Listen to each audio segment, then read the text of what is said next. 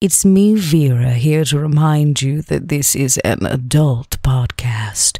That means we're going to deal with tough topics. Take a break if you need it, and be kind to yourself, because we sure won't be.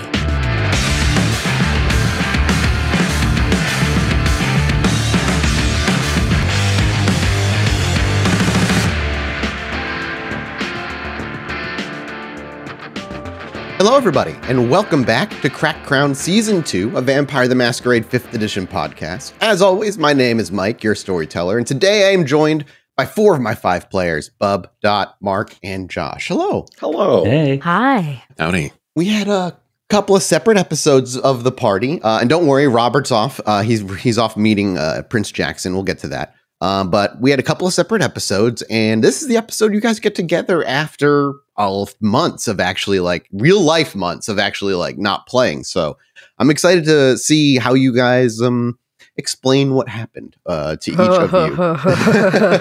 Before we get to any of that, just a big old thank you guys out there for supporting us here at Pod by Night. The plethora of ways to do so, including just joining our Discord, which is totally free. But there's also our Patreon, patreon.com/podbynight, where we have a huge special event coming up, a big Shovelhead event, which I'm going to go ahead and say, Bub and Josh, go ahead, because you know the details better than I do. It's as Mathis said, it's a Sabbat experience as brought to you by the bizarre minds here at Pod by Night. Should be a very interesting take.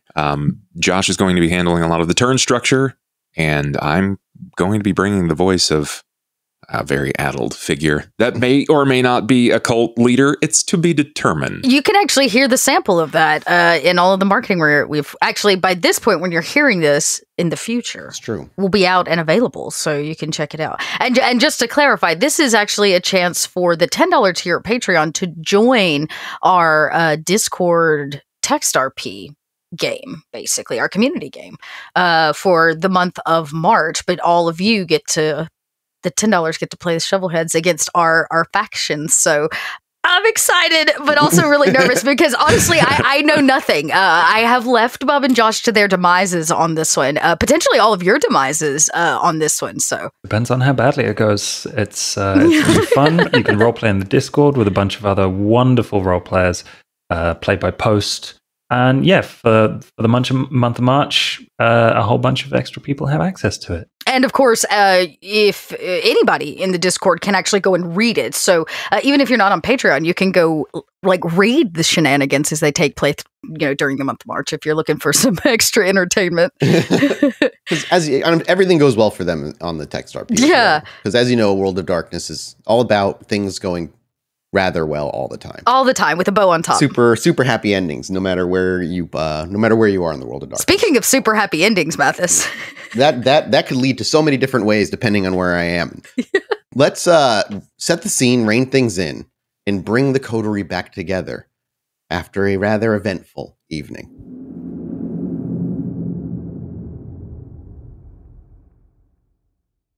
And as we fade into our familiar coterie, things are a little different. At the moment, night is almost done. The moon has traveled across the sky, and we sit somewhere around 4 a.m. Another hour or two, and we'll see the sun rise on the city of Chicago. A new city for the Drac Pack. We're so familiar with the Gary skyline that as our vision falls in and we move from the sky down to street level, we're met with a rather strange skyline for ourselves, but one that will become normal in the home of the Drac Pack over time. Soon we find ourselves in front of a 2-story, nondescript, concrete building with windows that are in need of a dire cleaning and one shattered in a corner somewhere needing to be replaced. A for lease sign has been recently removed off the window where you can see a square shape covered by dust where it once was. A cleaner rectangular shape rather in the window where dust surrounds it where the for lease sign once was. But if anyone were to walk up to this building and look inside, there would be no evidence of anyone. Never mind living here, moving in, doing anything with this place. There is zero furniture. The lights are off. Electricity hasn't been turned on yet. And the second floor is even more barren than the first, with paint cans half opened and walls not even completely painted from boring concrete to eggshell white as they were so haphazardly doing, it seems. but it's on the second floor as we move in that we first see not the entire coterie, but first Max, Vera, and those traveling on that particular boat. Robert stepped off the moment the boat docked. He went ahead with Garrett, and Robert went off to go meet with Prince Jackson 1 to let them know that you're here. Notifying a prince of new vampires or coterie within their domain, even if you've contacted the prince in the past, is customary within the Camarilla. On top of that, a little bit of a good word, hoping that Garrett does find a seat of power back in Gary that you hold the puppet strings to. The two of you kind of stroll into the second floor. Vera, are you surprised to see the building like this, or is this an expected kind of state for the building? He hasn't had the building that long. I just don't know how much time you put on Lyle to get here. I put it on Duke because he sorted all the locations in our original move from New York. And you know Duke. Duke is exceptional with paperwork. This place was probably at least 3 months before it needed to be released. Right, and I imagine that if it was meant to be other, it would be. And I'm sure there's a suspicion that him moving into the city is entirely dependent on when you get here as well. Lyle tends to not want to not have you around. And I gave him very, very firm instruction. You did. Regardless of how you see the place, the two of you are here. And you're going to be here for about an hour more, close to 5 a.m. before Duke and Sean make their way into the building as well. So Max and I have been waiting. You have been waiting. You docked, you got there. When their boat docked, they did not come off the boat. Was there a lot of police activity? How did As the boat docked, almost nobody comes off the boat, and there are cops and an ambulance that pull up, and people start going onto the boat. Well, we would assuredly wait, right, Max? I think so, and at the time, Max obviously would have commented, like, well, looks like we ain't the only ones who ran into some trouble, huh? Well, I haven't seen them yet. That's not a good sign. And you don't see any of the ones that are supposed to be on that boat, including Evelyn Stevens. Oh, my. Well, the Anarchs are going to be very upset with us. Yeah, well, one thing at a time, huh? That's true. And we don't even live in Gary anymore. Not our problem. We should get at least to the meeting point. Who knows? Maybe they jumped ship? Question. Yes. Where are Adelaide and Max Jr. in all of this? They'd be with you.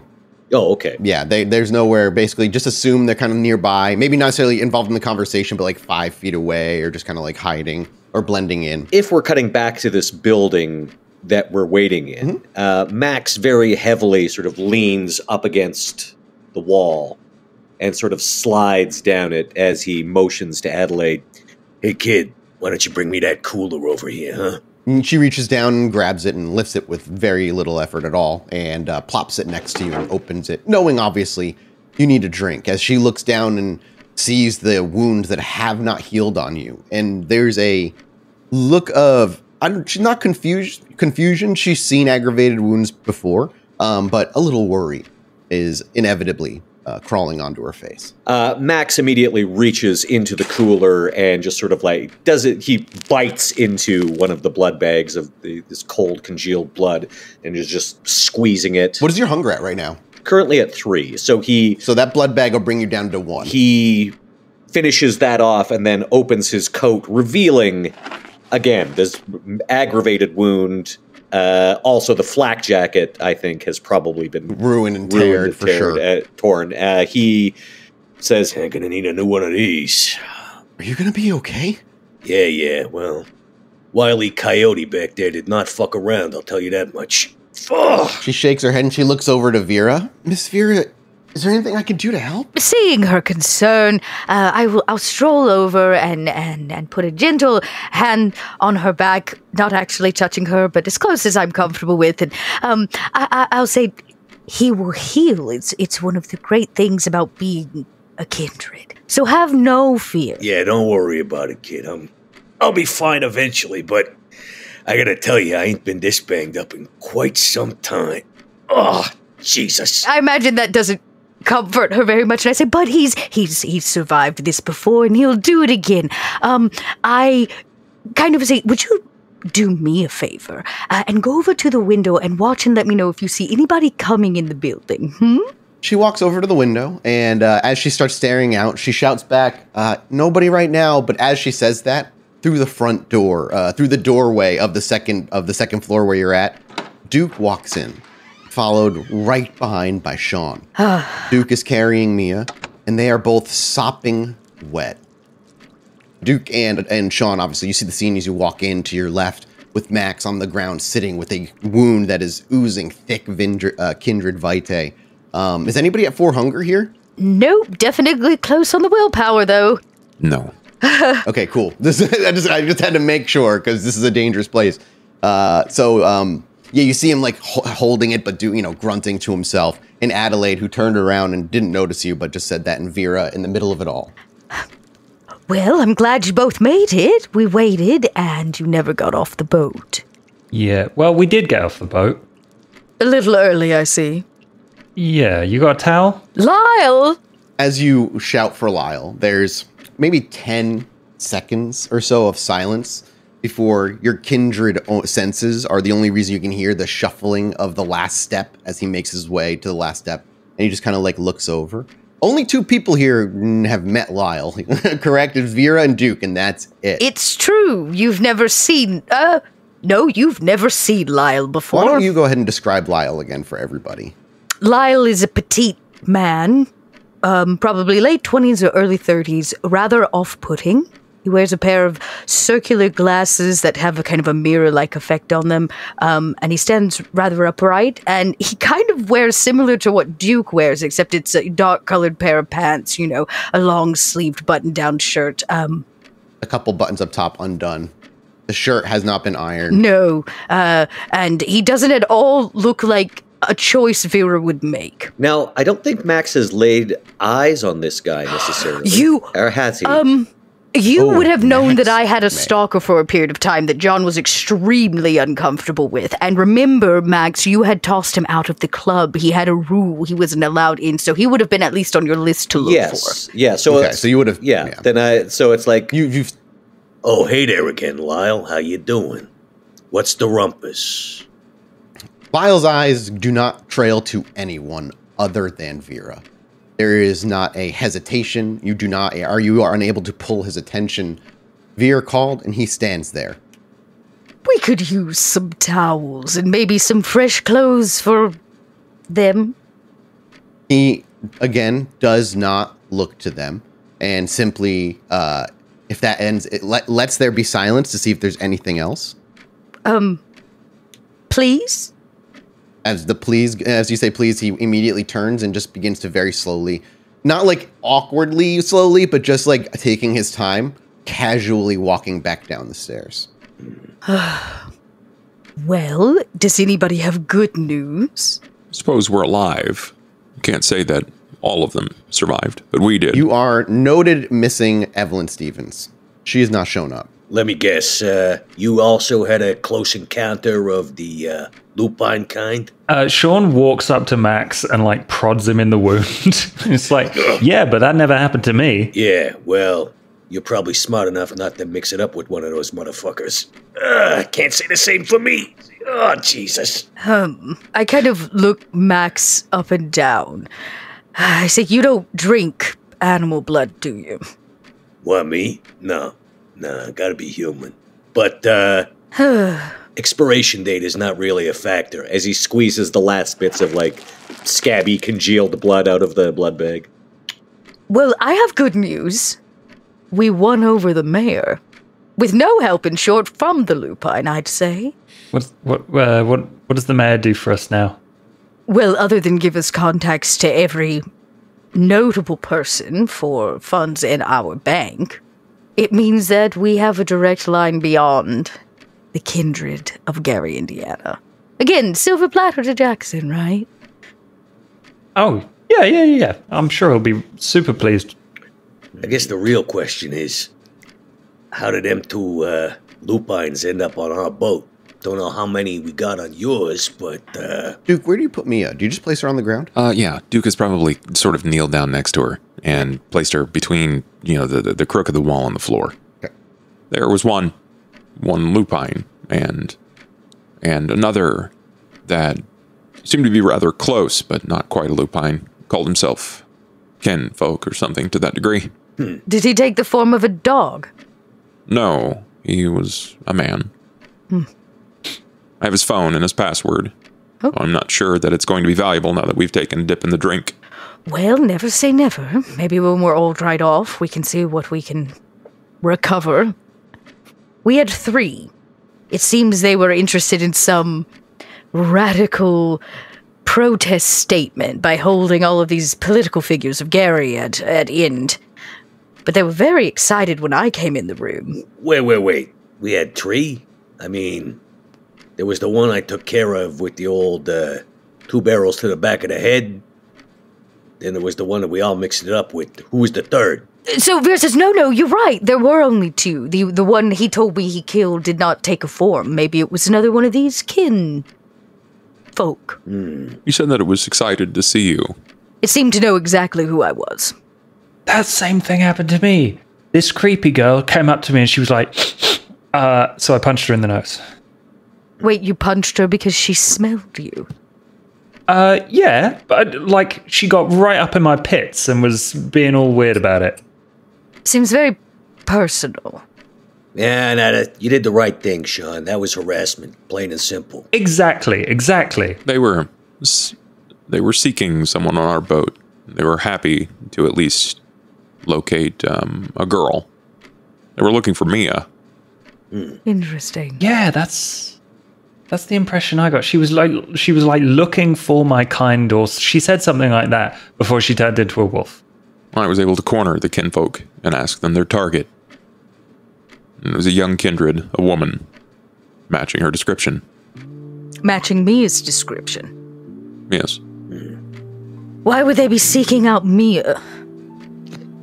It's a great question. I don't know. I intend to figure out, though. Yeah. We did leave a lot of her blood on the floor of the Visionary's room. If Lupine follow that logic and they can follow a scent, it would make sense if they were looking for her. They at least had a guarantee that she was one. It's possible. It's a good, Sean puts forward a very good point. All right.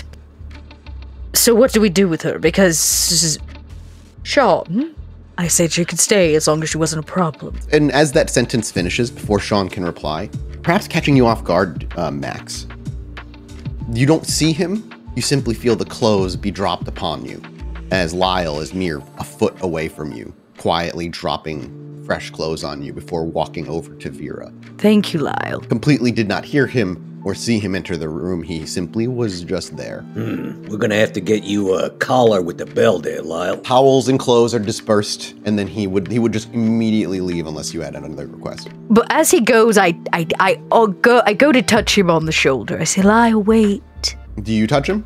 I do.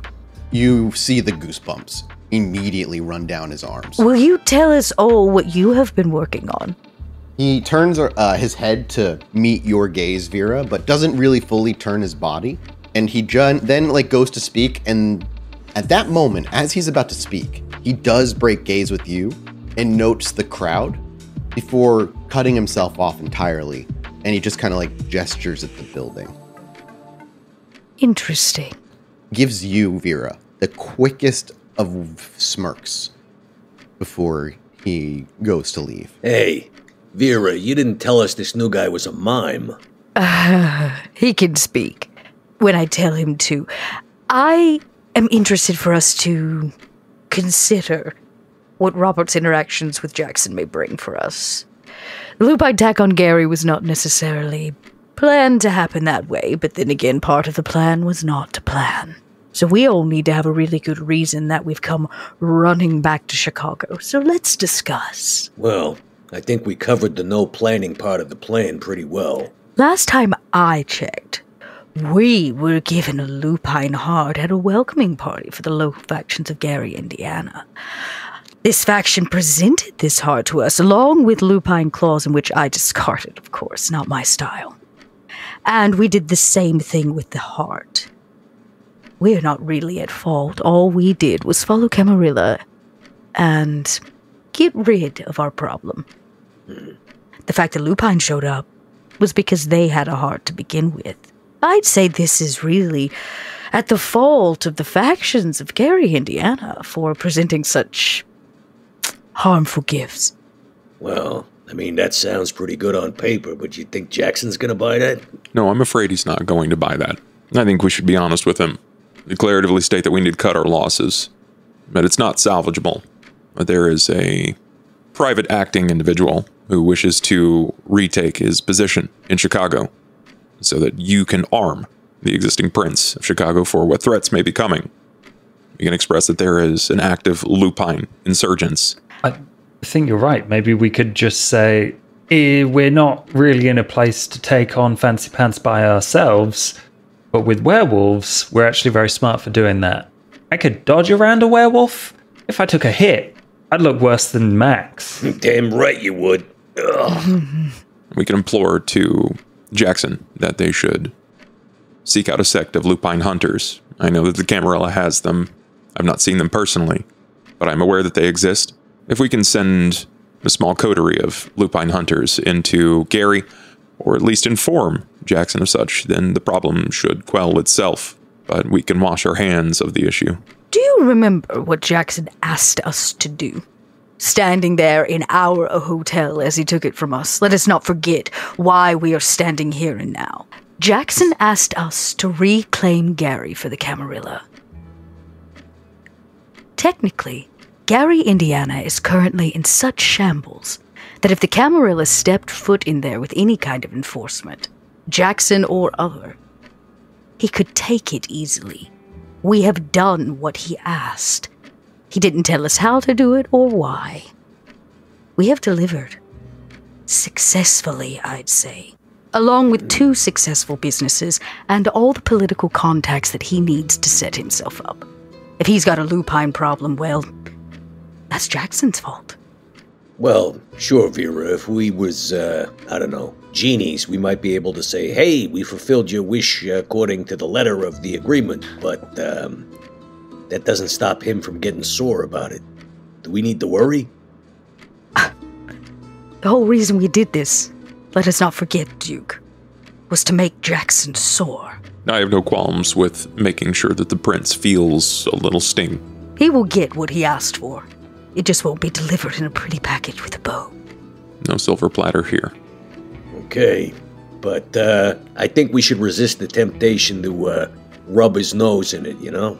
Because something tells me his patience for that kind of thing is strictly limited. I've never rubbed anyone's nose in anything. Sure, we can figure out a way to deliver the information on a silver spoon with sugar. Mm-hmm. My only concern is what Robert intends to say to Prince Jackson. Yeah, I was thinking they're friends, right?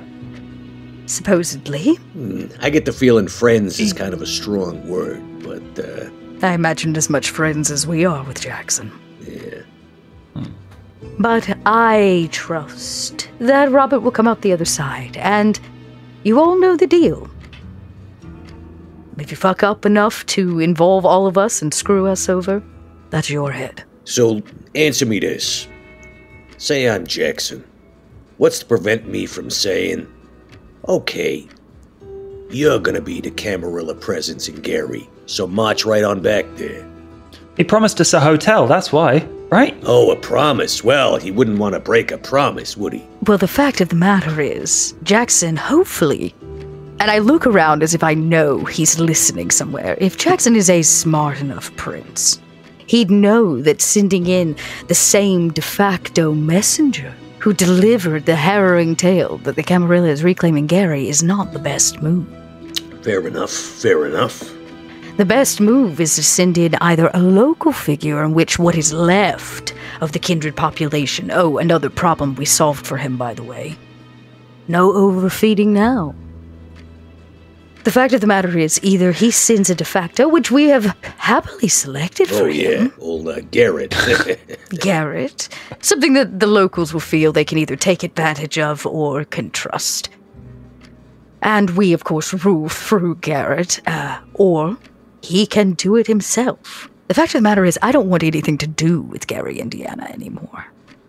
The deal was that we got our hotel and we left Gary back Give it back to Prince Jackson. He has the resources to do something with it, to take care of it. We built him a foundation. He has to build the fucking house. But Vera, what about our burgeoning tire shop / strip joint operation? Doesn't have to shut down. More importantly, him having access to our business, which is directly tied to what would some say is, means of transportation, still can function, just like the bank. In fact, the bank sets up an opportunity for him to begin running blood from Chicago into Gary. The blood bank is all but set up from the inside. The outside needs some work. Okay. Well, I'd quite like to wash my hands of Gary. And I'm in on this alibi, right? Yes, of course, Sean. Oh, speaking of banks, didn't we leave a deposit in the vault? What ought to be picked up? I'm waiting to see if we can get some other money in before we have to remove ours, but yes, there are some other deposits that maybe shouldn't stay for too long. It's risky. Maybe after a good chat with Jackson, we can get some transportation back to make some final arrangements to move some things. And what about here? What's our base of operations in Chicago? Well, last I heard, the deal was we give over Gary back to the Camarilla, and we get our hotel. You think he's gonna honor that? I think Prince Jackson will start finding flack, at least from others that may be in concern with ourselves. I've just come to the realization that we've been off the grid for a few weeks, and we were expected to make ourselves announced in Chicago, as many weeks ago, and at least my sire is watching. He's been trying to poach me, and if we are not reported as seen in Chicago, there is a strong chance that he will bend the prince's ear to some degree. Yeah. I bet my sire's watching too. And then he stamps on the ground and just like, how's the weather down there, Gustav? There's almost like a moment of awkward silence, of expectation of a response from hell that never comes. And Vera refuses to give any time back to her sire, dead or alive, so she ignores that and moves on and says, okay, I understand that there's some risk here, but fuck, what options do we have?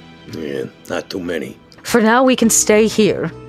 This is officially off the radar in terms of Jackson's rule. Lio has solidified at least a place where we can all lay side by side like one big happy family. Max turns to Adelaide and just says, You stay the hell away from that Lyle. He creeps me out. Adelaide over by the window actually turns around and goes, can someone come here and is that normal? And she points like out the window. Whoever makes their way over. Sure, Max will go over, of course. Go ahead and make me a wits awareness, please. Critical success. You see her gesturing down across the street at the between two buildings that lead to a small, only walkable alleyway. No vehicle could possibly fit. And what you see is a little bizarre.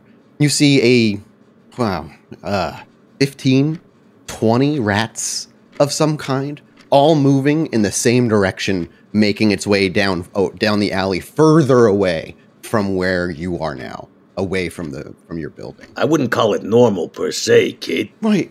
And before she can even say anything, because you critical succeeded, as you look back out, at the corner, back at the very front of the alleyway, where the two buildings kind of sandwich just across the street, you see leaning up against the building on the right-hand side, what seems to be a human individual, but you can't get a good look at their face. And not because it's not being shown. Their streetlight above it is beaming a rather warm orange glow that occasionally flickers.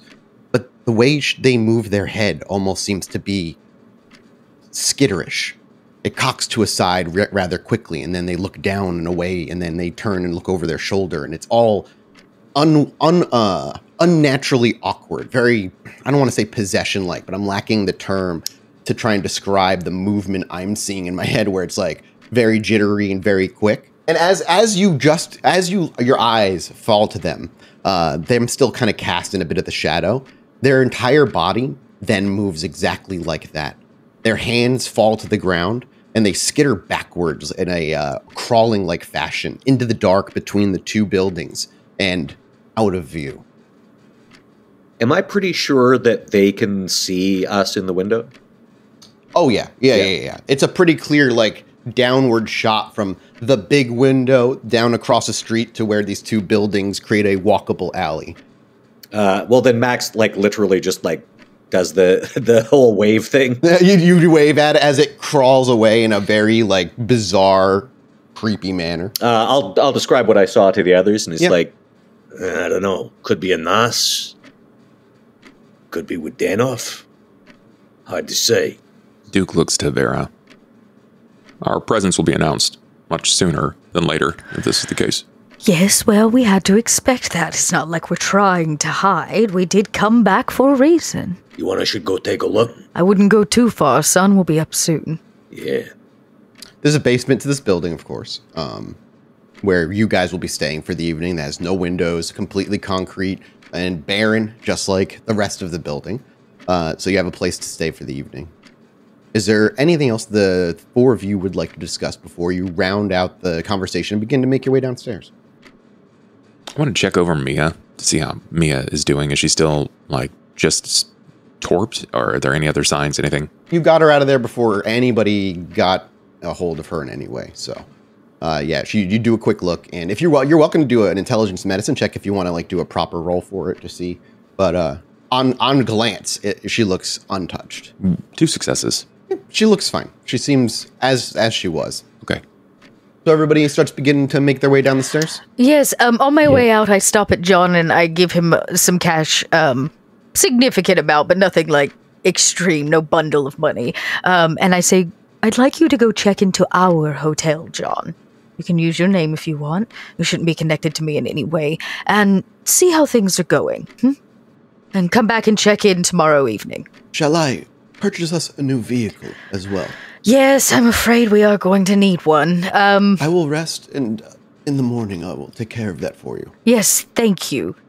Listen, I don't know where the best place to pick up a new one of these. as he holds up, like, the flak jacket with, like, the blood and the big ripped hole in it.